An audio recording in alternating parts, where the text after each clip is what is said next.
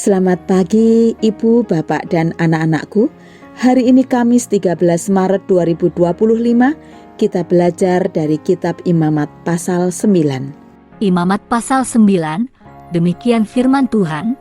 Pada hari yang ke-8 Musa memanggil Harun serta anak-anaknya dan para tua-tua Israel, lalu berkatalah ia kepada Harun, "Ambillah bagimu sendiri seekor lembu muda untuk korban penghapus dosa, dan seekor domba jantan untuk korban bakaran, kedua-duanya yang tidak bercela. Kemudian persembahkanlah itu di hadapan Tuhan. Dan kepada orang Israel haruslah engkau berkata, begini, ambillah seekor kambing jantan untuk korban penghapus dosa, dan seekor anak lembu dan seekor domba, masing-masing berumur setahun dan yang tidak bercela, untuk korban bakaran. Dan lagi seekor lembu dan seekor domba jantan untuk korban keselamatan, supaya dikorbankan di hadapan Tuhan. Dan korban sajian yang diolah dengan minyak, karena pada hari ini Tuhan akan menampakkan diri kepadamu." Kemudian dibawa merekalah apa yang diperintahkan Musa ke kemah pertemuan, lalu mendekatlah segenap umat itu dan berdiri di hadapan Tuhan. Kata Musa, "Inilah firman yang diperintahkan Tuhan kamu perbuat, agar kemuliaan Tuhan tampak kepadamu."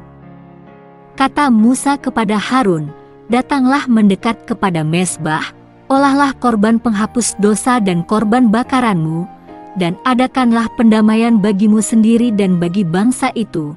Sesudah itu olahlah persembahan bangsa itu dan adakanlah pendamaian bagi mereka, seperti yang diperintahkan Tuhan." Maka mendekatlah Harun kepada mezbah, dan disembelihnyalah anak lembu yang akan menjadi korban penghapus dosa baginya sendiri. Anak-anak Harun menyampaikan darah lembu itu kepadanya, dan Harun mencelupkan jarinya ke dalam darah itu dan membubuhnya pada tanduk-tanduk mezbah. Darah selebihnya dituangkannya pada bagian bawah mezbah.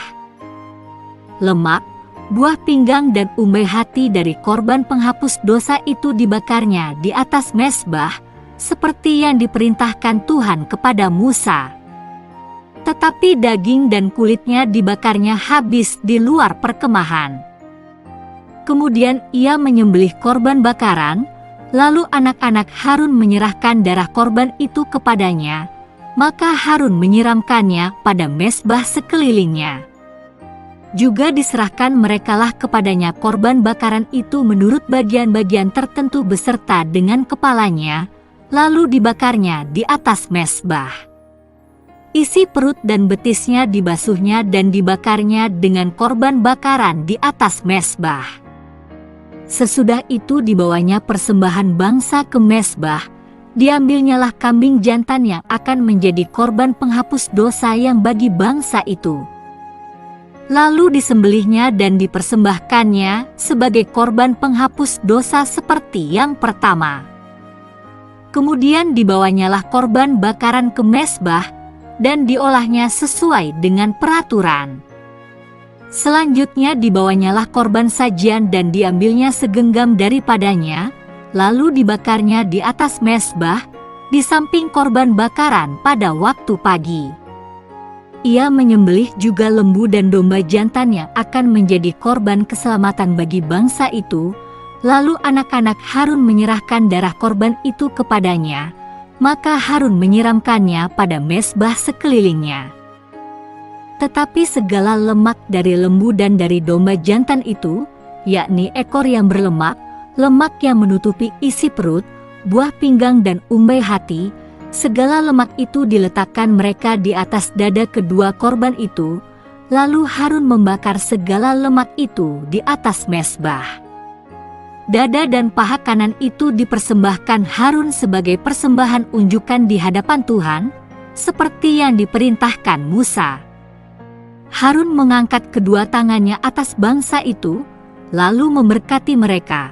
Kemudian turunlah ia, setelah mempersembahkan korban penghapus dosa, korban bakaran dan korban keselamatan.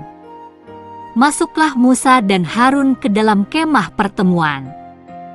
Setelah keluar, mereka memberkati bangsa itu, lalu tampaklah kemuliaan Tuhan kepada segenap bangsa itu. Dan keluarlah api dari hadapan Tuhan, lalu menghanguskan korban bakaran dan segala lemak di atas mezbah. Tatkala seluruh bangsa itu melihatnya, bersorak-sorailah mereka, lalu sujud menyembah. Kumulai dari diriku. Tugas seorang imam adalah menjadi pengantara antara umat Israel dengan Allah. Jadi, jika mereka ingin didamaikan dengan Allah atau dihapuskan dosanya oleh Allah, mereka harus membawa kurban kepada imam, lalu imamlah yang akan mengolah dan mempersembahkannya kepada Allah. Itulah sebabnya tugas imam sangatlah penting dan tidak main-main. Bacaan kita hari ini menarik sekali. Ternyata sebelum imam melakukan tugasnya, mereka pertama-tama harus memastikan bahwa mereka sendiri telah berdamai dengan Allah. Firman Tuhan melalui Musa, "Olahlah kurban penghapus dosa dan kurban bakaranmu. Sesudah itu, olahlah persembahan bangsa itu dan adakanlah pendamaian bagi mereka." Ayat 7. Itu artinya, sebelum para imam mencoba membereskan dosa umat atau menjadi pengantara antara umat dengan Tuhan, mereka harus terlebih dahulu memastikan bahwa relasi mereka dengan Tuhan terjalin dan terjaga dengan baik. Hal ini tidak dapat dianggap enteng, apalagi diabaikan. Karena betapa sulitnya imam untuk dipercaya jika mereka yang semestinya menjadi pengantara tidak kudus di hadapan Allah. Bagaimana dengan kita pada zaman sekarang?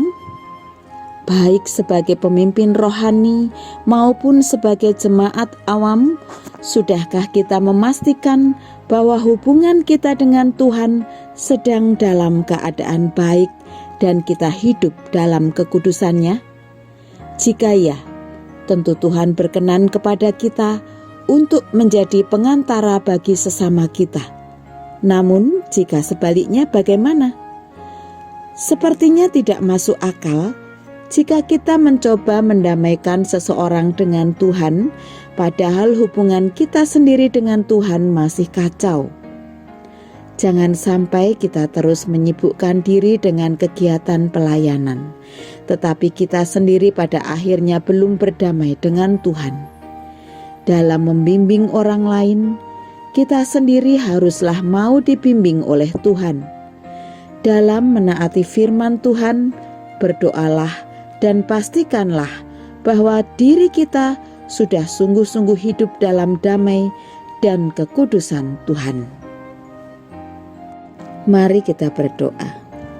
Bapa di dalam surga, puji dan syukur kami naikkan ke hadirat-Mu.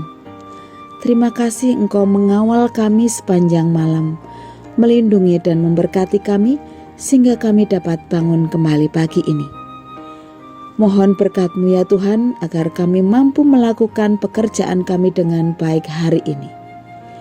Kami memulai dari diri kami sendiri, agar kami mampu menjadi teladan bagi orang-orang di sekitar kami untuk taat kepada firman Tuhan.